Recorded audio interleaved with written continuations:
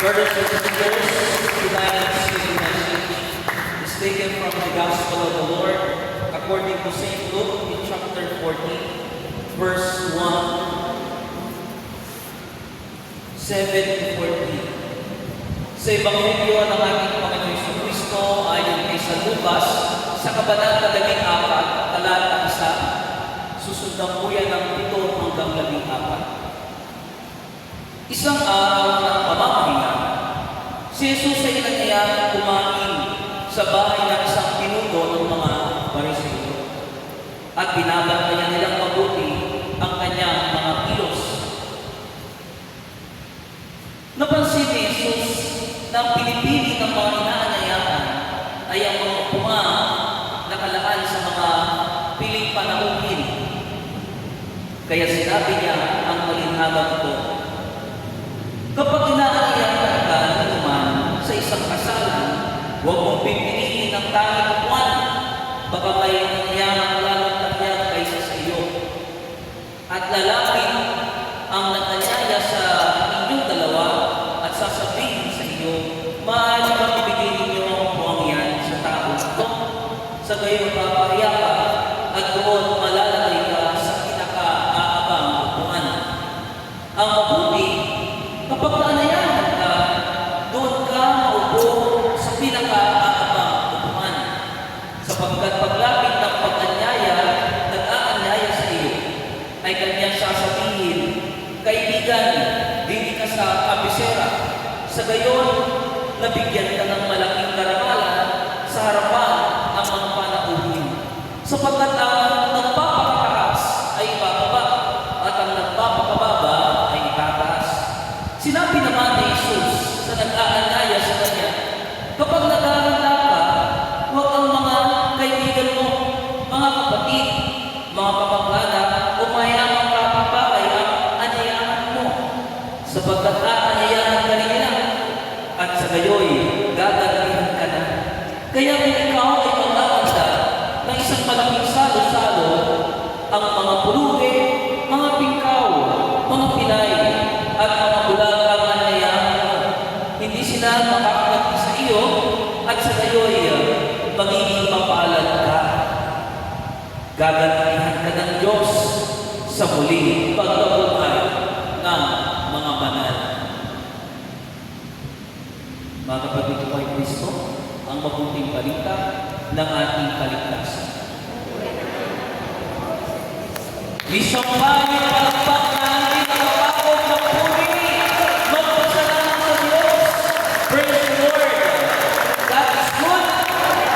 And all the time. Diba mga kapuli natin maranasan ang goodness ng ating Panginoon? Sige po, magsuko muna tayo sa magandang pinagpalang gabi sa ating lahat. Salamat po sa ating Diyos na buhay sapagkat ako po ay nakarating po dito sa dakong lugar nito. Makasama kayo, magsama-sama natin mapagpinayan kung gano'n po mabuti ang Diyos sa ating buhay. At totoo naman po na mabuti ang Diyos sa ating buhay. Amen? Pwede niyo po bang tingnan ang inyong katabi kung talagang mabuti sa kanyang Diyos. At ngayon, ngitian mo, hawakan mo ang balikan. Sabihin mo, kapatid, huwag mo yung balikan niya, huwag mo magpasihan. Sabihin mo, kapatid, salamat sa Diyos na kasama ka. Makinig tayo dalawa upang pakinggan din tayo ng Diyos. Sino pong nais pakinggan ng Diyos? Ikaw sa kamay, pumapalakpak. Praise the Lord. Lord God, Lord Jesus. So brothers and sisters, hindi ko na po patatagalin. And by the way, we'll be having Saturday family appointment with El Shaddai sa araw ng bukas. Itakis po tayo dyan. Sa araw po ng linggo, ang ating pagninilangyan ay namin po sa Ebanghelyo ng ating Panginoon ayon kay San Lucas sa kabanata 14, talata 1, 7 hanggang 14. Na pinagmagandang po ating pagninilangyan na the right decision. Pwede niyo po bang pakiulit?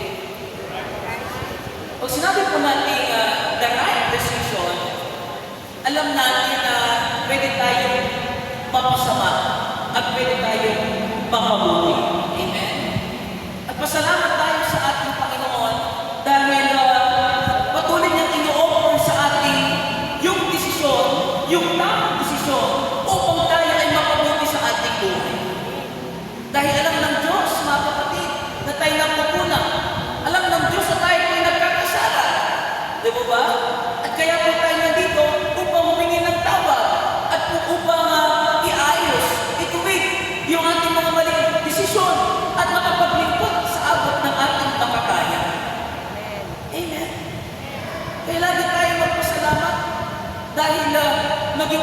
man, mahal ka ng Diyos. Sabi nga sa kanta, di ba? Huwag na mag-isip kung ano ka pa. Tiwala mo sa Diyos na ikailangan.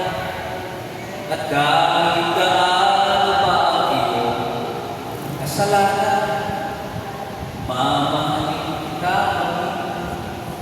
sino ka man. Mahal kita, basta't mahal kita. Iniisip nila ay huwag kang mag-alala. Mahal kita maging sino ka man. Palakpakan po natin siya. Dahil shoot natin sa ating pang-araw-araw na buhay, pwede kumuktik na ng inyong kapatid. Sabihin mo, kapatid, yung desisyon natin sa pang-araw-araw, huwag kang palasisyon. Samahan mo ang panalangin, gabay ng ating Panginoon upang magtagumpay ka. Ano pong sagot? Amen. Praise the Lord. At naniniwala naman ako, naniniwala tayo lahat, ang pinaka-the best na desisyon sa ating buhay ang maglingkod, magpasalamat sa ating Diyos na may likha ng langit at lupa. Sa Diyos na nagpahiram ng buhay na meron tayo. Di po ba? Tignan niyo po.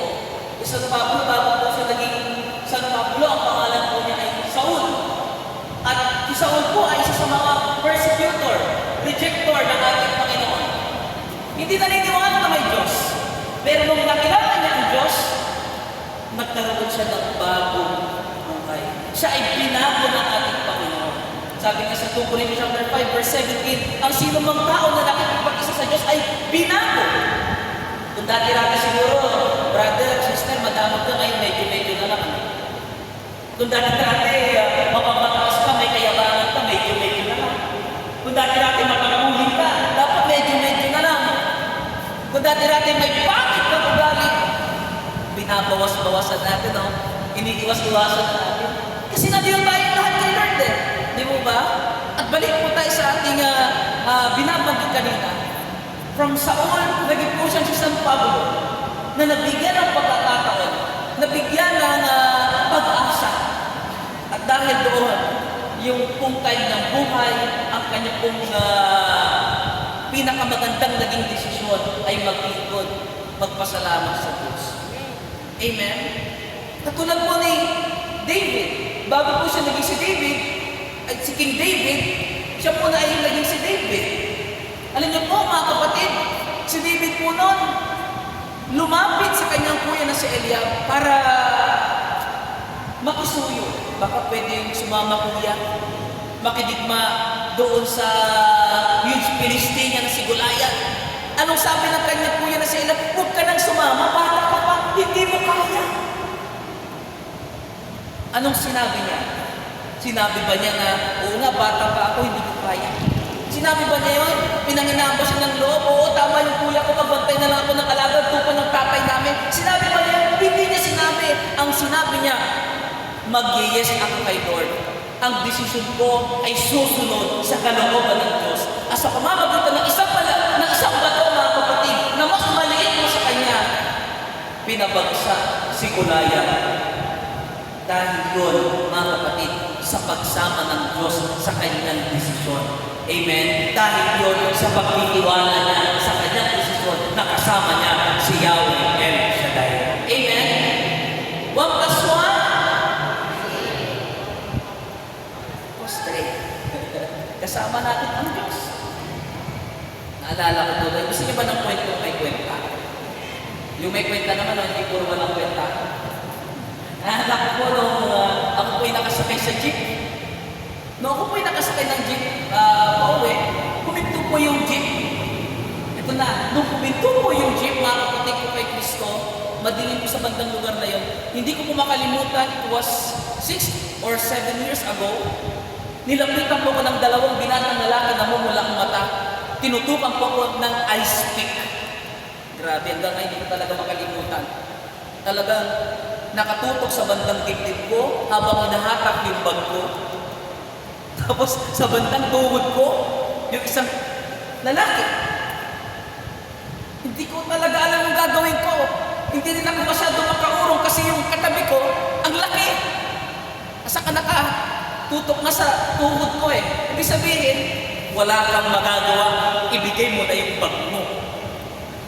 Pero alam niyo po, imbis na ibigay ko yung bag ko, isipin na mas mahalaga yung buhay ko. Yes, mahalaga talaga yung buhay ko. Kasi pag yung ice pick, naturok sa'yo, mga kapatid, natarak sa'yo, yung dugo sa loob. Delikado talaga. Pero alam niyo po mga kapatid, ang sumagi sa isip ko, 1 plus 1 equals 3. 3 beses ko po yung binanggit, 1 plus 1 equals 3, 1 plus 1 equals 3, 1 plus 1 equals 3. Wala na akong pakialam, kahit sabihin ng mga kapwa ko kasi tanga-tanga naman doon, 1 plus 1 equals 3. Wala na akong pakialam, di ko na inisip yung mga pasahero na kasama ko.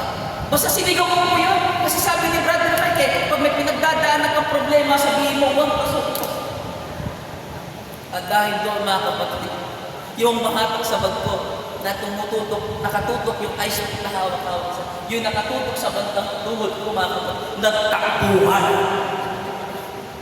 Siguro sa isip-isip nila, baliw na nga kami, mas baliw pa pala yun, 1 plus 1 equals 3. Pero yun ang desisyon ko. Ang isipin ko, yung magagawa ng Diyos, hindi yung magagawa ko. Palakpakan ko natin sa Amen? Hindi ko rin maibigay eh. Yung bag ko, sabihin niyo, bakit ba, Brad? Kasi may walang yung bag ko. Hindi rin nila mahata, ibigay ko. Diba?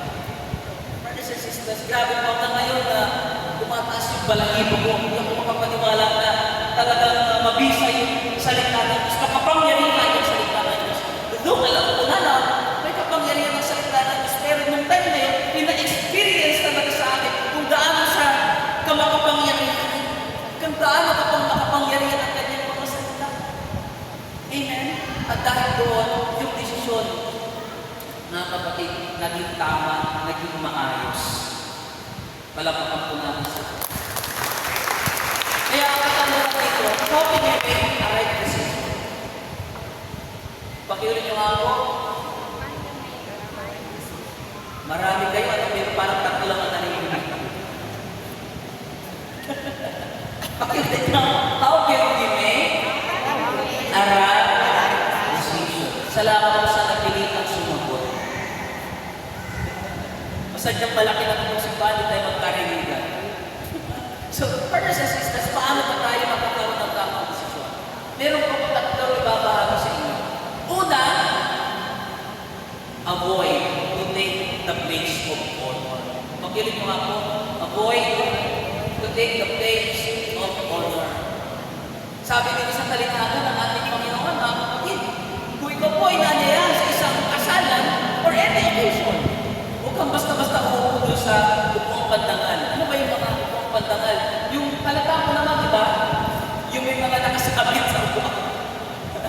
Diba? Yung mga nasa harapan. Kung basta-basta uupo dyan, na hindi ka inaanyayaan. Baka mamaya, pag uupo dyan, paalisin ka. Makita ka na maraming tao na pinaalis, mapahiya ka. Ang gusto ko dito ng ating Panginoon, yung salita pagpapakumbaba. Or yung word ng humility. Alam naman po natin yan, di ba? Pero naisa sa buhay ba natin? Kasi lagi niyong tatandaan, lahat tayo galing sa alabok. Babalik din tayo sa alabok. Sabi nga sa Genesis, do not think that you are better than anyone else. For thus you are, and to thus you shall return. So, meaning, any achievements, material things, possessions that you have, brothers and sisters, huwag mong ipagmayabang. Kasi minsan nagiging mayabang na tayo sa kapwa natin, nagiging mayabang na rin tayo sa Diyos. Hanggang maaari, yung bagay na meron ka, iwasan mo ipagmayabang. Bagkos, mas piliin mo na ipagpasalamat. Dahil lahat ng bagay na meron ka ay galing sa ating Panginoon. Naalala niyo ba yung Titanic na palabas? Diba? Anong sabi ng engineer doon? Basta magaling pa ako sa Diyos, hindi ko kaya hatiin ng Diyos yung ginawa ko sobrang tibay. Ayun, hindi pa nagtatagal. May dumating na kidlat. Nahati sa gitna. Hindi ba kaya hatiin sa gitna, pero hati-hati. Maraming namatay dahil sa kayabangan niya. So, hanggang maaari iwasan natin ang kayabang. Kasi pwede yung bawiin ng Diyos sa'yo eh. Pwede yung mawala sa'yo eh. Araw-araw, mga kapatid, magpakumbaba ka. Sabi nga sa awit, di ba? Walang sino man ang nabubuhay para sa sarili lamang. Walang sino man ang namamatay para sa sarili lamang. Kung may tao ka na kinaiinisan, kinagagalitan, gusto mong sumagot. Pero alam mo na sa pagsagot mo, mag-aaway lang kayo, magdudulot ito ng kaguluhan, magpakumbaba ka na lang. Why?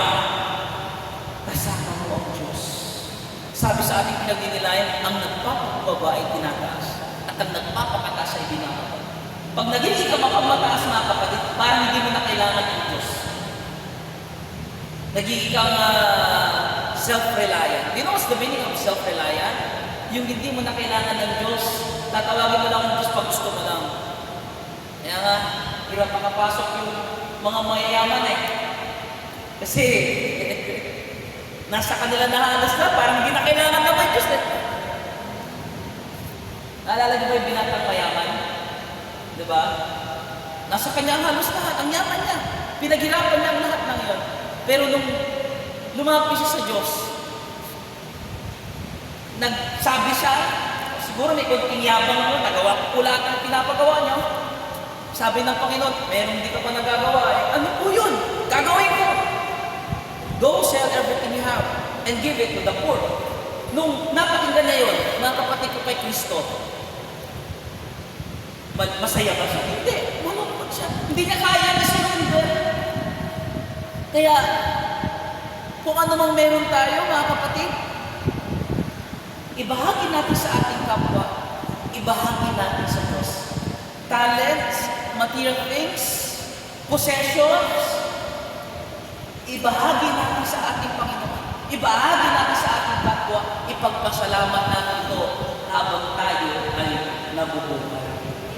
Amen. Walang natin sa ating Panginoon.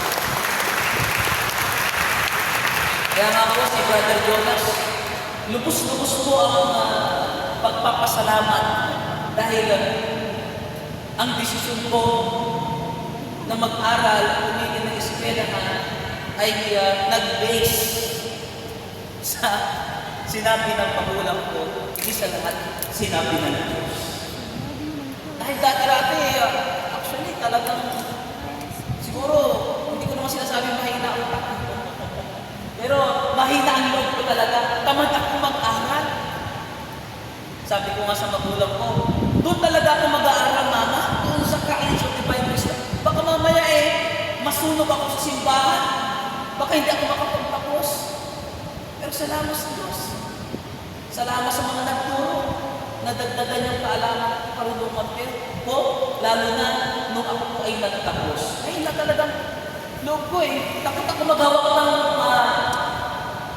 ng pagsulat sa whiteboard para magsalita sa maraming tao, mag-report. Pero dahil kay Lord, sa kanyang habang nag-awa, mga kapatid, ang inyong abang lingkod ay napaglabanan, napagtagumpayan natin, kahinaan na yun. No? At sa gawa ni Lord, naniniwala ako, mas matalino ka pa sa mga scientists na hindi naman naniniwala may Diyos. Mas matalino ka pa sa ibang tao na hindi naman naniniwala na may Diyos. Kahit hindi ka nakapagtapos, ikaw ay matalino dahil kilala mo ang Diyos sa buhay. Amen. Amen. Di ba rin ang Diyos ay mayaman? Ang mahalaga, mayaman naman sa salita ng Diyos. Diyan tayo dapat nabuhay sa kanya mga salita. Always humble ourselves. The most humble word that we can say kasi mga kapatid is, without God, I am nothing. Ito ka naman, mga kapatid. Yung strength na meron ka, yung wisdom na meron ka, nagamit mo sa pagpunta mo sa abroad, pagtatrabaho mo, lahat naman yan galing sa ating Panginoon. Kaya, lagi mo yung sabihin ng may kababaang loob, salamat sa Diyos. Sabihin nyo nga po, salamat sa Diyos. Wala pa po natin ang kaya siguro, lahat tayo, gustong yumaman. Hindi pa masyadong pinapayaman nila. Hindi pinagyaman nila. Bakit? Baka mamaya, pag yumaman tayo, nakalimutan na natin ng Diyos. So, iba na kwento na ulit. Naalala ko tuloy yung isang kwento na kung sa isang sister, ang dali-dali niya i-approach.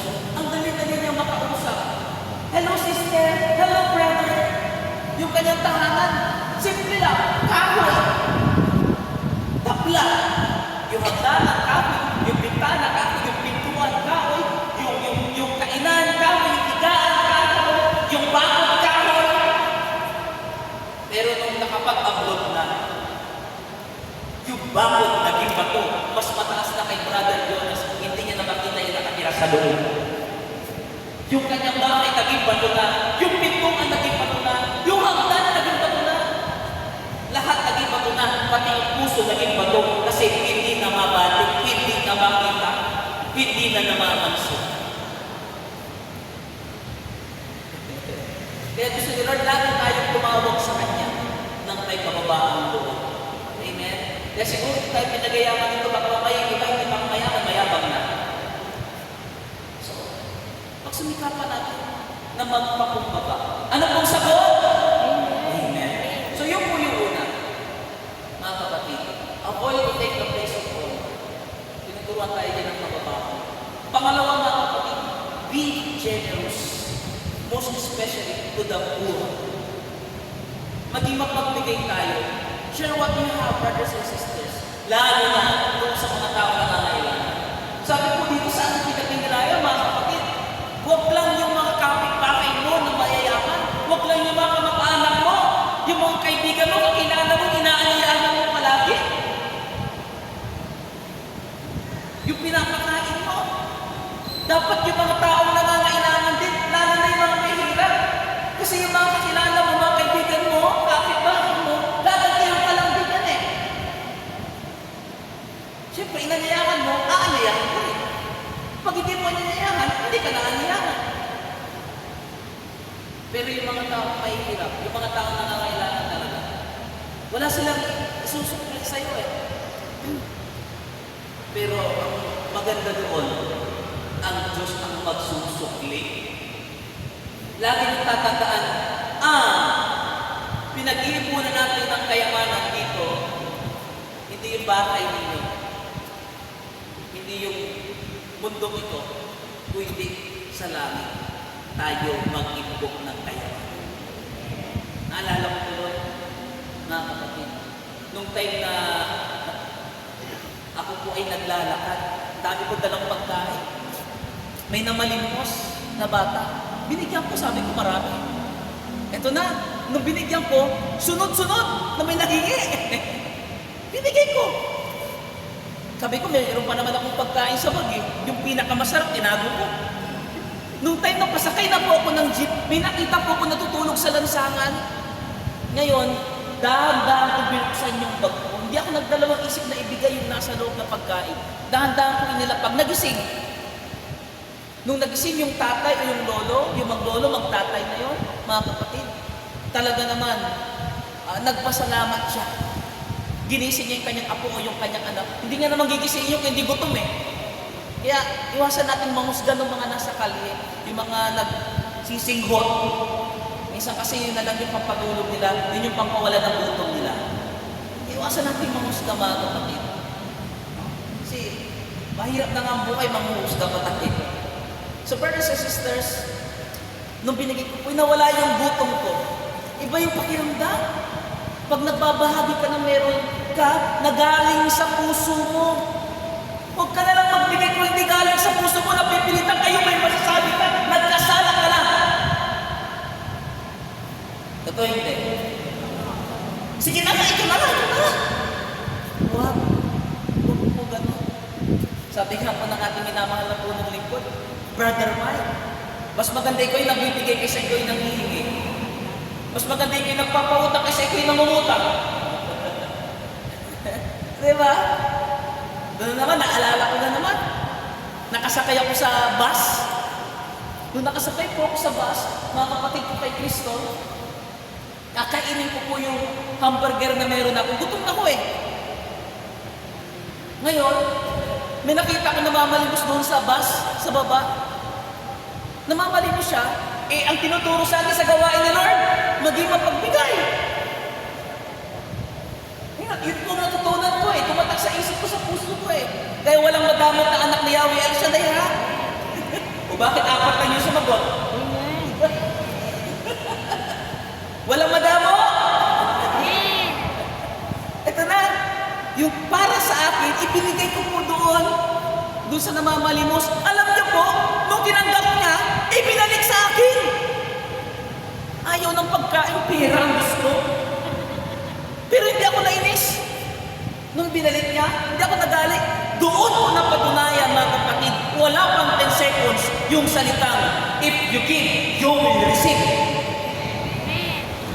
Gutom ako, ibinigay ko, ibinalik agad sa akin yung pagkain na binigay ko. So, nung binalik sa akin, wow, nagbigay na nga ako, nagbusog pa ako. Eh, totoo yun.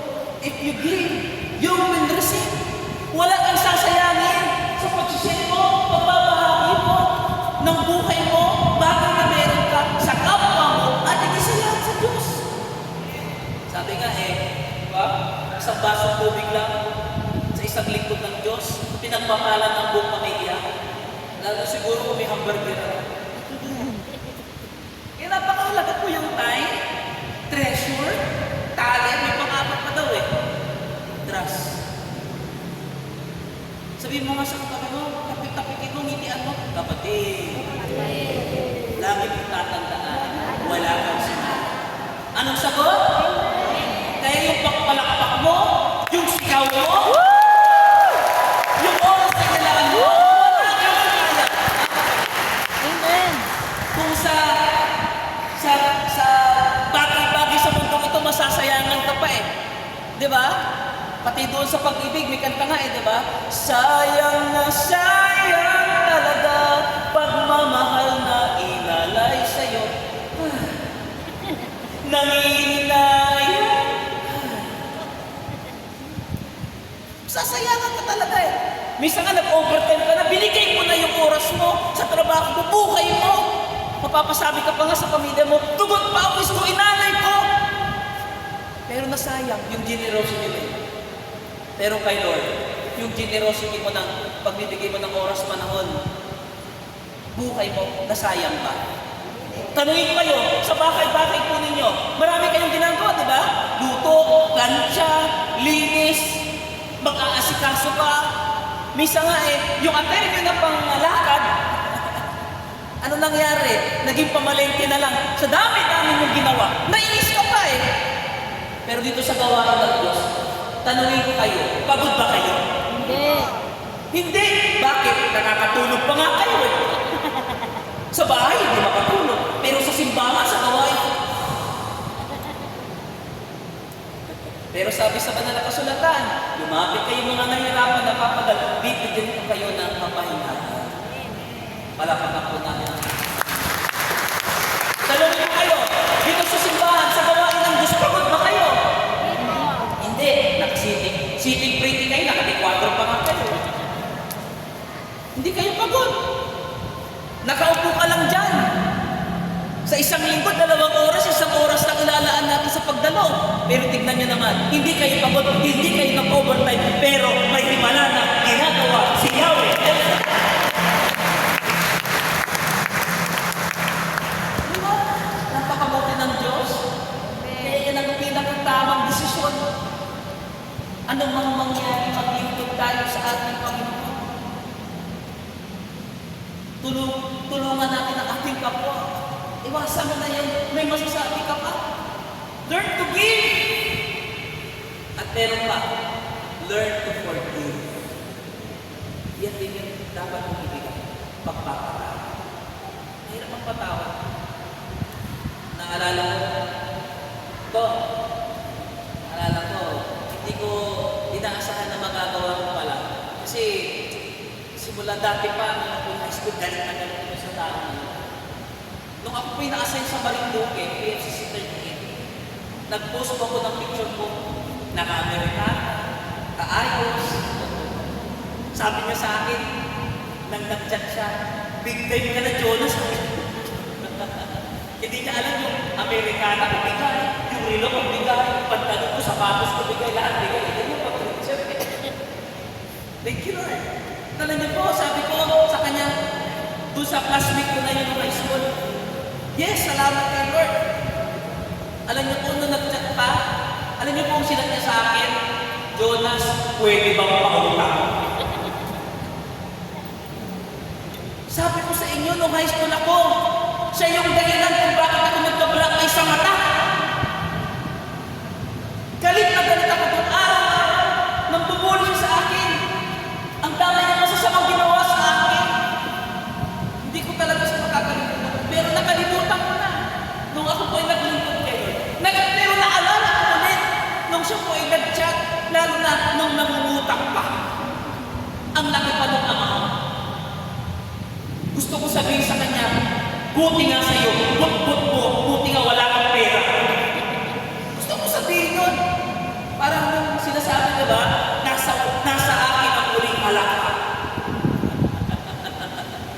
Pero alam niyo po ang sinabi ko, imbis na sabihin ko po yun, yung masamang salita, ang sinabi ko, magkano ba? Wow. Magkano ba? Sabi niya, magbabayad siya, binigay ko. Kahit piso-piso na lang yung tinanong sa Gcash ko. Sabi niya, magbabayad siya, 5 years na hindi pa nagbabayad. Wala ka panalo siya. Araw-araw, susubukan ka ako, marunong kang mag-give at marunong kang mag-forgive. Mabubuhay sa salitang generosity. If you learn, if you practice the word give and forgive. Biruin mo, sa pag-aalay natin ng oras panahon natin kayo, yung bagay na meron tayo, nagbigay ka nga ng barya kayo, binigay sa'yo, papel, dollar ka. Hindi ka lugi, hindi sayang yung extra effort mo kayo. Lagi mong tatanda. Palapakan po natin ang ating. Lastly and finally, oras na ba? Type out mo na lang ako pag-ata. Kasi yung oras ko, design lang display. So, brothers and sisters, yung pinakahuli, if we want to make the right decision, brothers and sisters, ask the help of God. Because without God, we can do nothing. Amen. Lagi tayo hindi ng tulong sa ating Panginoon. Hindi yung lagi tayong humihingi ng tulong sa mga bagay-bagay na meron sa mundo ito. Sabi nga sa isang salita, pag meron kang kayamanan, kaya mong paikutin ang mundo. Hawak mo ang mundo. Pag may mga bagay, kasi yun ang kailangan natin araw-araw Hindi masama ang pagkakaroon ng pera kung ikaw ang nagpapaikot doon sa pera.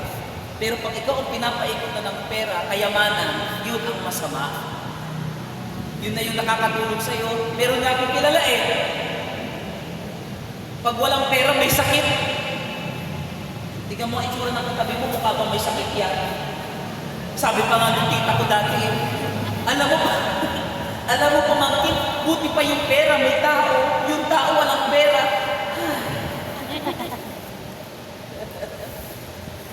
Huwag yun ang lagi natin iniisip, Kasi imbis na makatulong sa'yo, panghihinaan ka pa at pwede pang mag-lead sa kasalanan.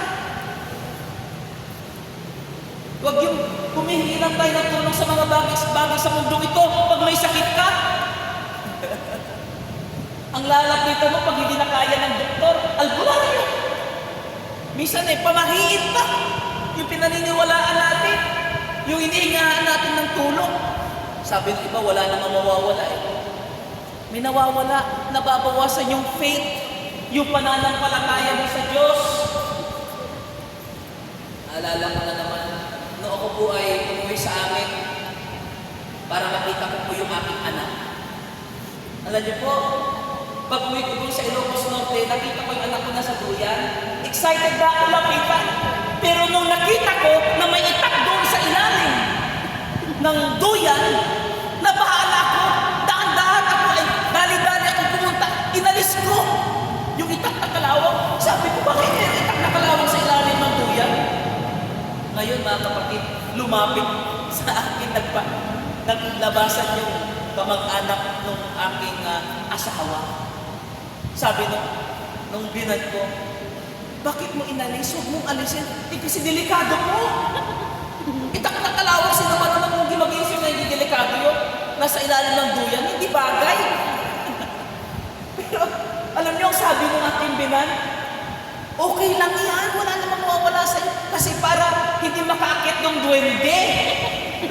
Ayun pala ibig sabihin nun, pamahiin na yun. Sabi ko, nakipagtalo talaga ako. Sabi ko, may rosaryo na po sa taas. Pati yung asawa ko, siniko ko eh.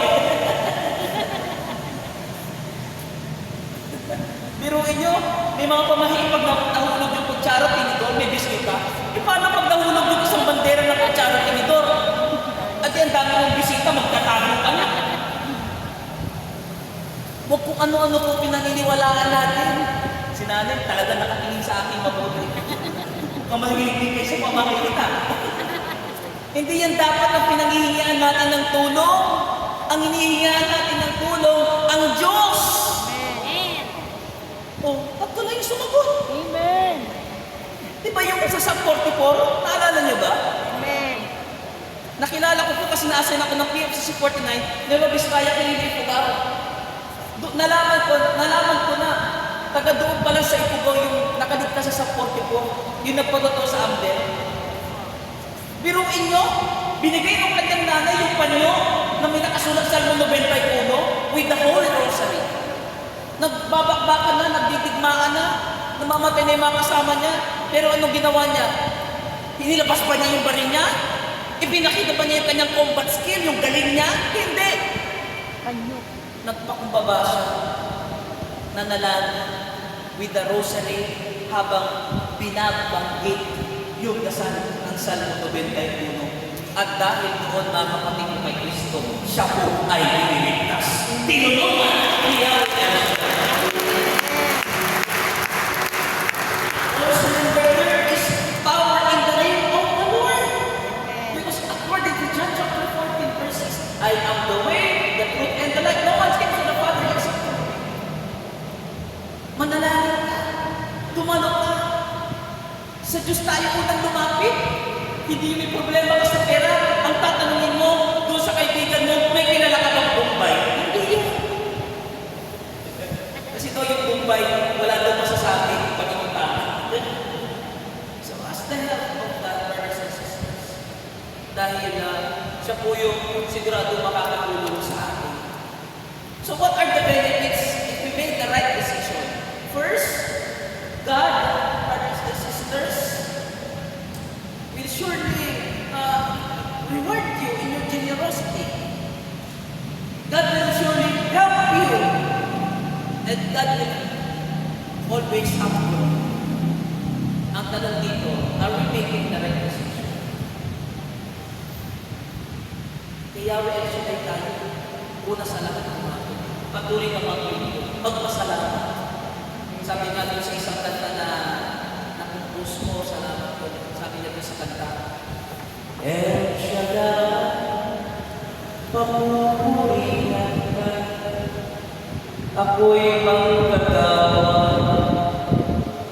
hindi magsasawa, maglingkod El Shaddai, itataas kita, magpapakumbaba, at hihingi ng tawa sa'yo, El Shaddai, El Shaddai. Palapakan ko natin sila. Tayo po sa kayo, ating lahat ng bagay na meron tayo. Pray requests, bags, wallets, religious articles, bottle of water, na yung ating mga prayer request, prayer intention. Itaas natin ang sama-sama, mga kapatid. Huwag yung isipin na gagabihin tayo sa uuwian natin. Kasi mas gagabihin ako.